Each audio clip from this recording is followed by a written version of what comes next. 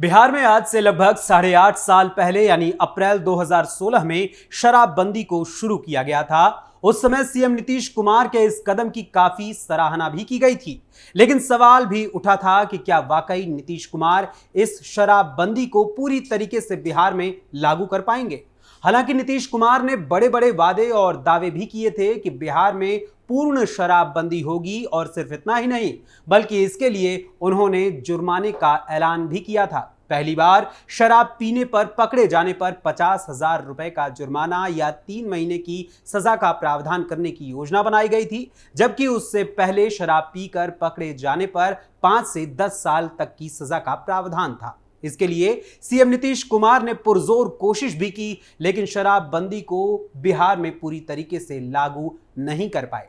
वहीं अब बिहार की 4 विधानसभा सीटों पर होने वाले उपचुनाव से पहले की बात करें तो ऐसी परिस्थिति में शराब ने ऐसा तांडव दिखाया है कि इसने 36 लोगों की जान निगल ली है और रोते बिलखते परिवारों के कई सदस्यों के आंखों की रोशनी भी चली गई है, तो वहीं 40 से अधिक लोग गंभीर रूप से बीमार हैं। मगर मुख्यमंत्री जी तो शायद 2025 में फिर से सीएम की कुर्सी पर बैठने का ख्वाब सजाए हुए कहीं और ही खोए हुए हैं।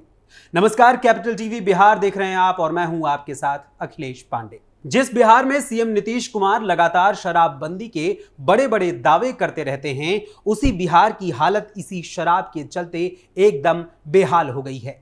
इससे एक तरफ जहां कुछ लोग बीमार हो रहे हैं, तो वहीं कुछ लोग अपनी आंखों की रोशनी खो रहे हैं, तो कुछ अपने जीवन से भी हाथ धोते जा रहे हैं।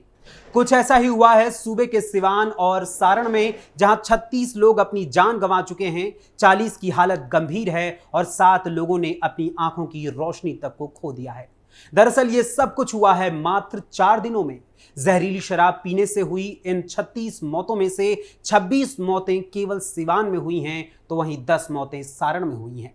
वहीं छपरा जिले में भी जहरीली शराब पीने से अब तक 6 लोगों की मौत हो चुकी है, तो वहीं पानापुर के रसौली में भी 2 लोगों की इसी शराब ने जिंदगी ले ली है। इस जहरीली शराब को पीने से मरने वालों की संख्या में लगातार इजाफा हो रहा है और इसके साथ ही इस पूरे मामले को लेकर सियासत भी काफी तेज होती जा रही है और लगातार बयानबाजियों के तीर भी चलाए जा रहे हैं।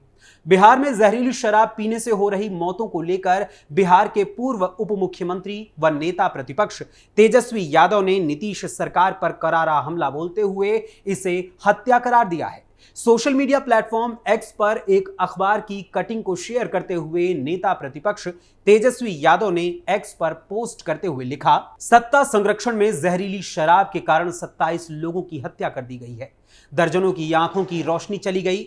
बिहार में कथित शराबबंदी है, लेकिन सत्ताधारी नेताओं, पुलिस और माफिया के गठजोड़ के कारण हर चौक चौराहों पर शराब उपलब्ध है।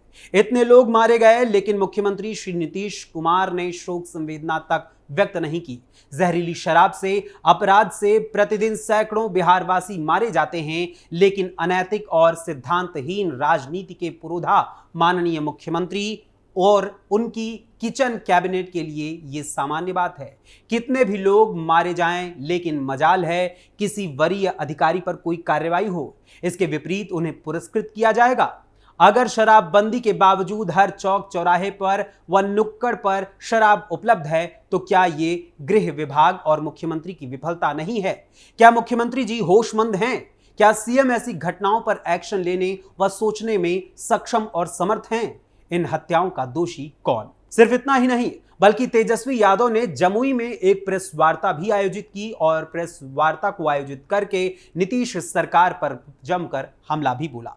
उन्होंने इस प्रेस वार्ता में मीडिया से कहा कि सीएम ने अब तक कोई संवेदना व्यक्त नहीं की है। बिहार में शराबबंदी फेल है, किसी अधिकारी पर कार्रवाई नहीं हुई, गरीब मारे जा रहे हैं, शराब सप्लाई करने वालों को छुआ नहीं जा रहा है, सरकार अफसोस नहीं कर रही।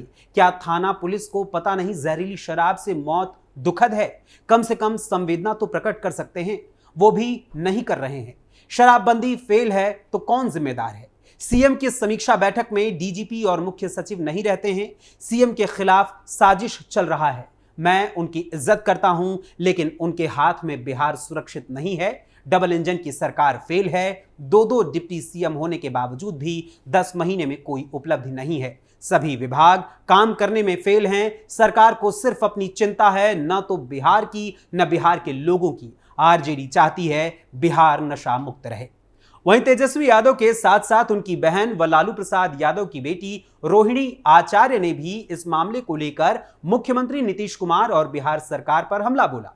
रोहिणी आचार्य ने एक्स पर पोस्ट करते हुए लिखा, बिहार में जहरीली शराब से होने वाली मौतों का सिलसिला अनवरत जारी है।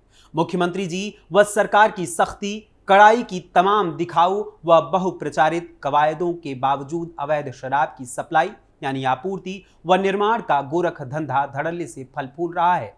आम जनों के जान की हानि के बावजूद बिहार का शासन तंत्र अवैध शराब कारोबारियों के आगे घुटने टेके हुए है। फिर भी मुख्यमंत्री जी का कहना है कि बिहार में शराबबंदी सफल है। सच से मुंह फेरने वाली सरकार और उसके मुखिया के द्वारा शराबबंदी के संदर्भ में किए जा रहे झूठे दावों की पोल एक दफा नहीं बल्कि दर्जनों दफा खुल चुकी है। वहीं इस मामले को लेकर कांग्रेस की ओर से भी सीएम नीतीश कुमार पर जुबानी हमला किया गया है।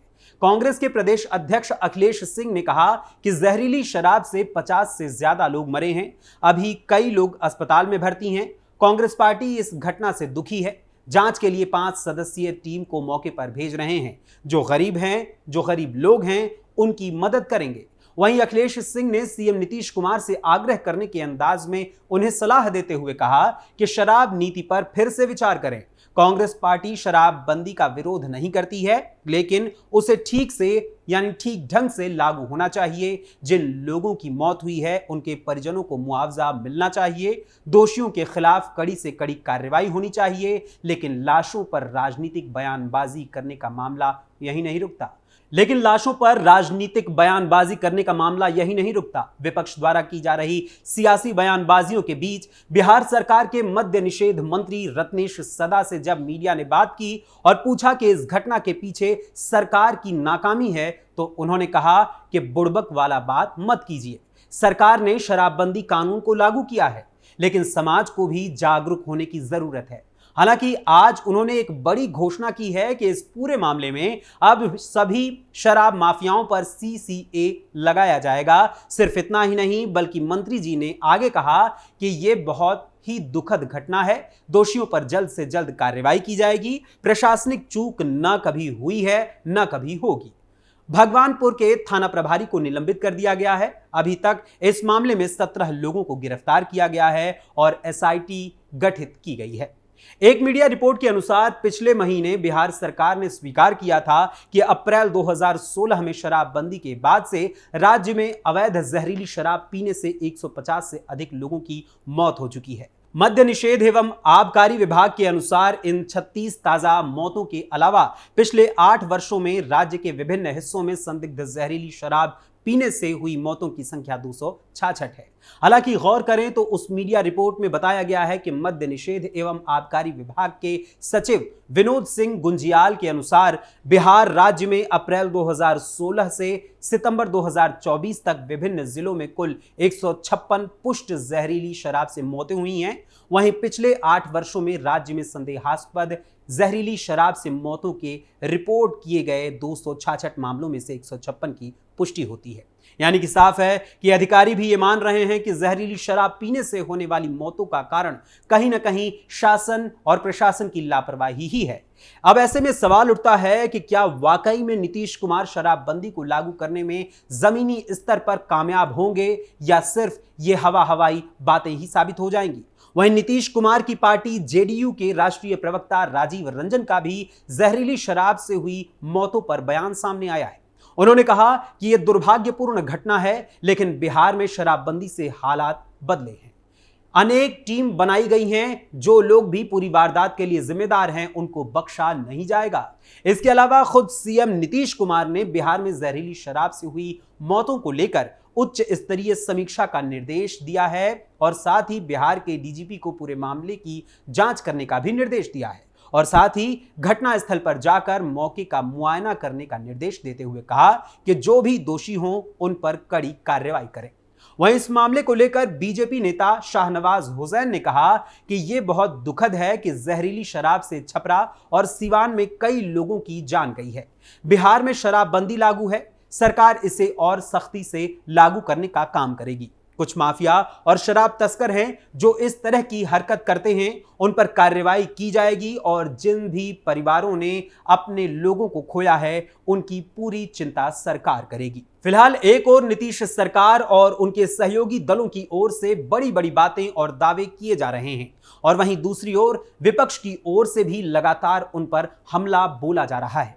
मगर इन जुबानी मुकाबलों के बीच जनता बदहाल हो रही है। ऐसे में हम आपसे जानना चाहते हैं कि अपने बिहार को जहरीली शराब से बचाने के लिए आपके पास क्या उपाय है? आपके अनुसार सरकार को कौन से कदम उठाने चाहिए जिससे बिहार को जहरीली शराब से मुक्त किया जा सके?